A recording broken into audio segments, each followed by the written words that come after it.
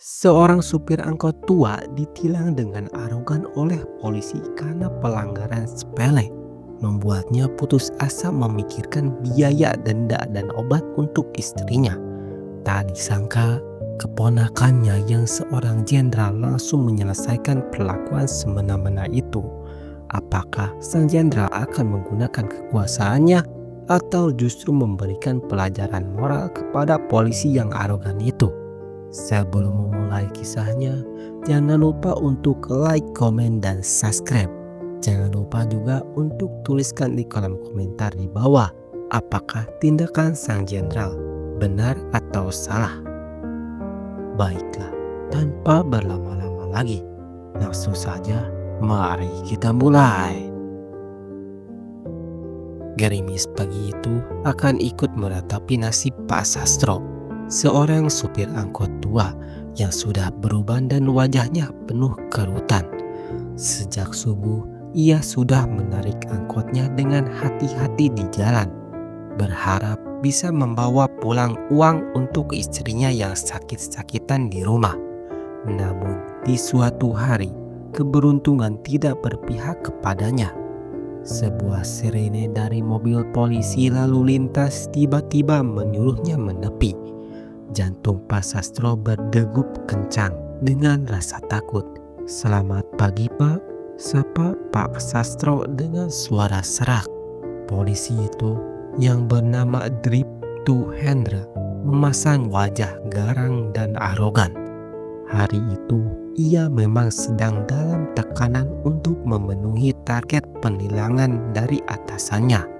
Alih-alih berempati, ia melihat setiap pelanggaran sebagai sumber uang, sebagai cara untuk menaikkan reputasinya di mata para senior. Seragamnya yang rapih dan motor besarnya yang mengkilap seolah-olah menjadi simbol kekuasaannya.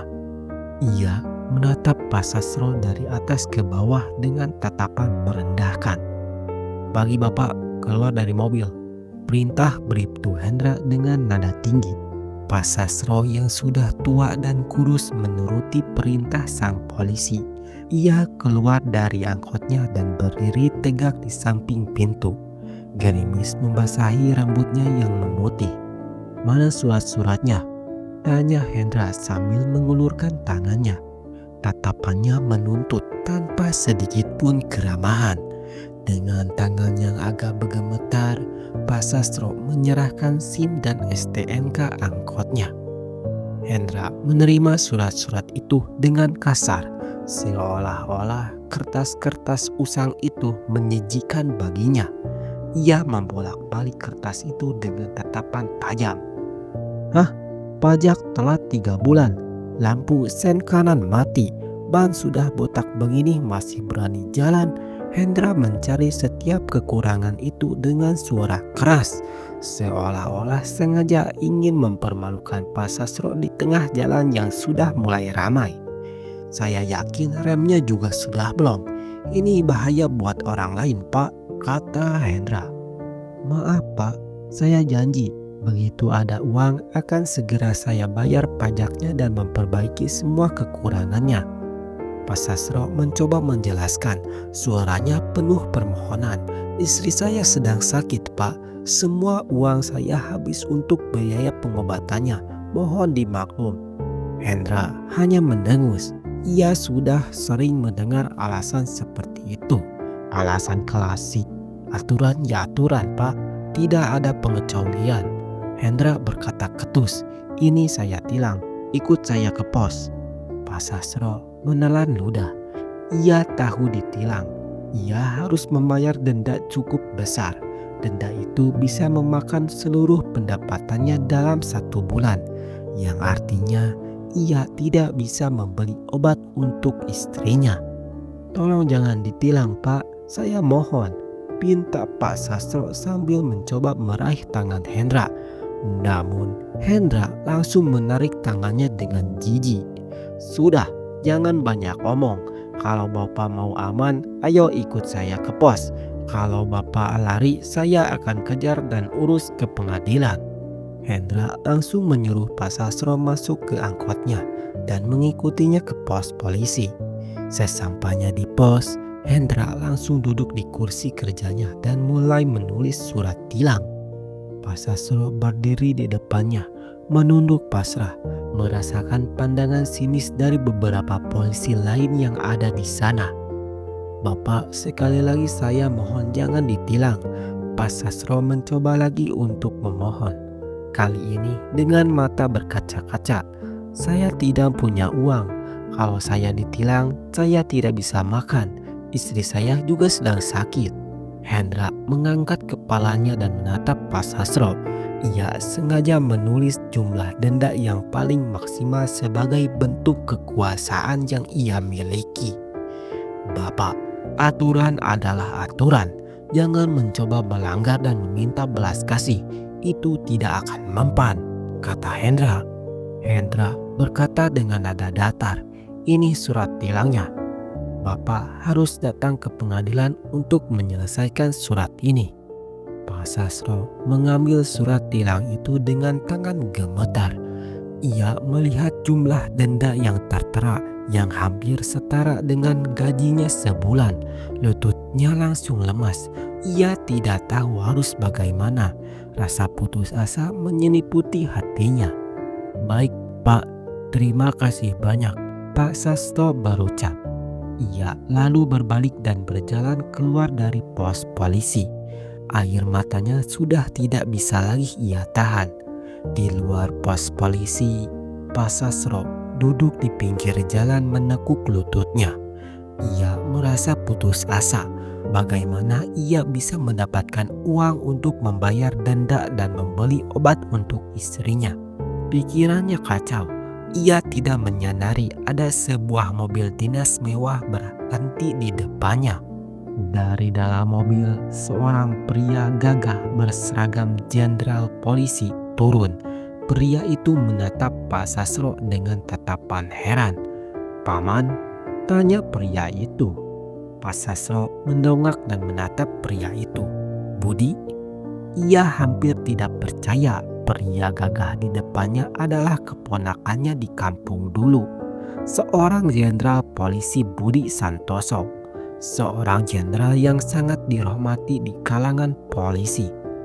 Irjen Budi kebetulan melintas dalam perjalanan ke kantor dan tak sengaja melihat pamannya di pinggir jalan. Sebuah pemandangan yang sangat tidak biasa. "Paman, kenapa di sini? Kenapa sedih begini?" tanya Irjen Budi sambil memeluk pamannya. Rasa khawatir dan heran bercampur di wajahnya.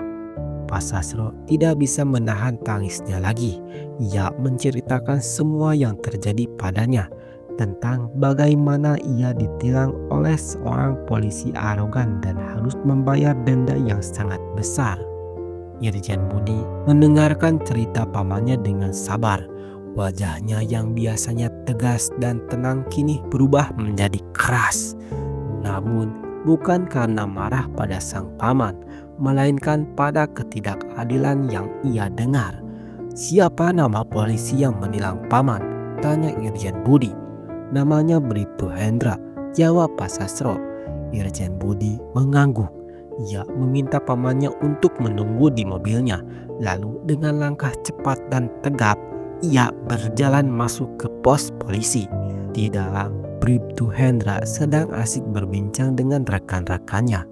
Bangga karena berhasil menilang banyak pelanggar hari itu. Ia tidak menyadari ada seorang jenderal yang baru saja masuk. "Bribtu Hendra," panggil Irjen Budi dengan suara keras yang menggentarkan ruangan. Hendra dan rekan-rekannya langsung terkejut. Mereka berdiri tegak dan memberi hormat kepada sang jenderal. Hendra menunduk. Ia tidak berani menatap wajah sang jenderal. "Siap, jenderal," sahut Bribtu Hendra. Irjen Budi menatap Hendra dengan tajam. "Kamu menilang seorang sopir angkot yang sudah tua tadi?" tanyanya. "Siap, jenderal. Saya menilang karena dia melanggar aturan lalu lintas," jawab Hendra dengan suara bergetar. Irjen Budi tidak lantas memberitahukan bahwa Pak Sastro adalah pamannya. Ia justru mengambil langkah yang berbeda. "Apa saja yang dilanggar?" tanya Irjen Budi. Bribtu Hendra menjelaskan semua kekurangan kendaraan Pak Sastro dengan detail, mulai dari ban hingga pajak telat. Irjen Budi mengangguk-ngangguk. Tindakan menilang pelanggar memang sudah benar. Aturan harus ditegakkan. Namun cara kamu memperlakukan masyarakat apakah sudah benar sesuai dengan etika Bayangkara? Tanya Budi dengan nada tinggi. Sebagai anggota polisi, kita memiliki tugas untuk melayani dan mengayomi, bukan hanya menindak, tetapi juga menunjukkan empati dan kebijaksanaan. Hendra menunduk dalam-dalam.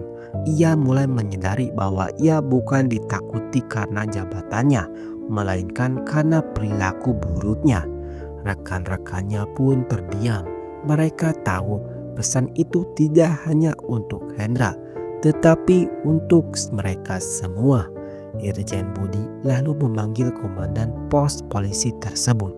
Saya meminta Hendra dan seluruh anggota di sini untuk mendapatkan pembinaan kembali mengenai etika pelayanan publik. Tegakkan aturan dengan tegas, tapi juga dengan hati nurani. Perintahnya. Ia lalu menunjuk pada berkas tilang yang ada di meja Hendra. Pelanggaran harus tetap diproses, tapi jangan gunakan itu sebagai alas untuk menindas. Jadilah polisi yang melindungi, bukan yang ditakuti.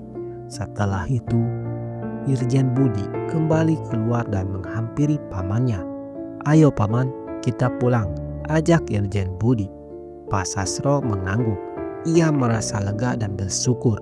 Ia tahu ponakannya tidak menyalahgunakan jabatannya untuk membatalkan tilangnya, melainkan untuk memberikan pelajaran berharga kepada Hendra agar polisi itu bisa menjadi polisi yang lebih baik dan manusiawi.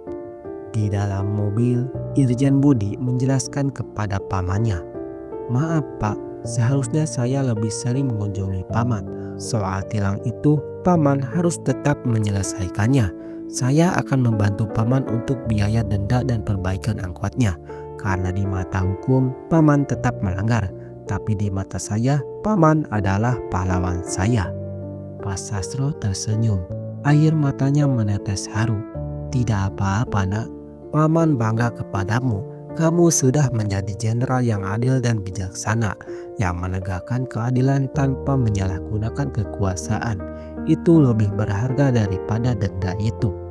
Kisah Pak Sastro dan Irjen Budi menjadi pelajaran berharga bagi banyak orang bahwa kekuasaan tidak seharusnya digunakan untuk menindas atau melanggar aturan, melainkan untuk melindungi dan menegakkan keadilan dengan hati nurani.